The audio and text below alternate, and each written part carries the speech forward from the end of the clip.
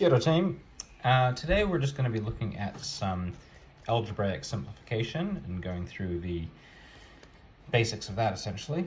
So what we need to know before we start is when we're dealing with algebra, we're looking at things called variables, okay? And these are effectively your x's, your y's, z's.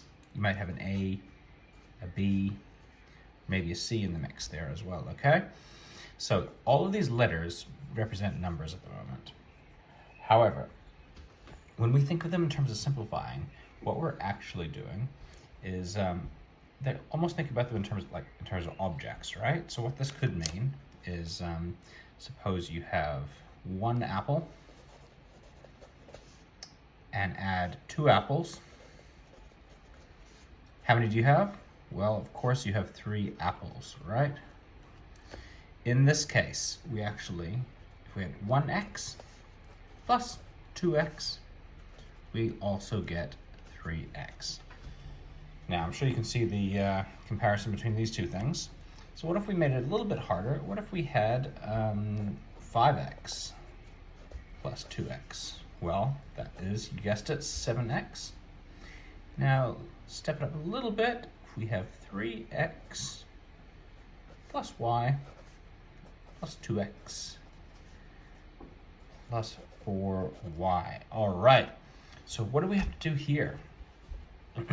This example requires us to first spot the like terms. Now, what's a like term? Well, if we think back to here, it's finding which are apples and which are oranges, effectively, right? So we want to find all the x's.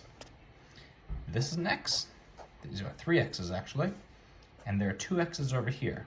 So 3 x's plus 2 x's will of course give us 5x, and 1y plus 4 y's will also give us 5 y's, okay?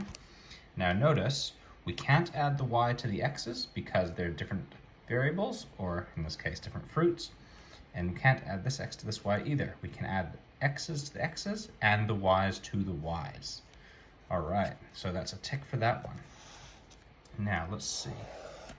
If we can go to our next question here, what if we have x plus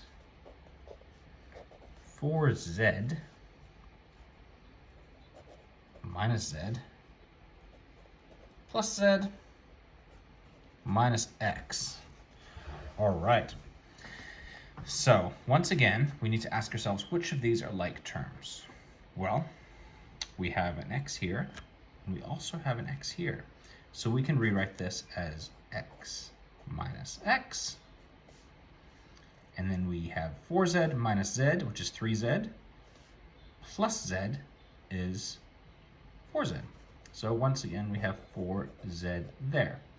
X minus x over here, though, that's 0. Anything minus itself is 0, so in this case we have 0x.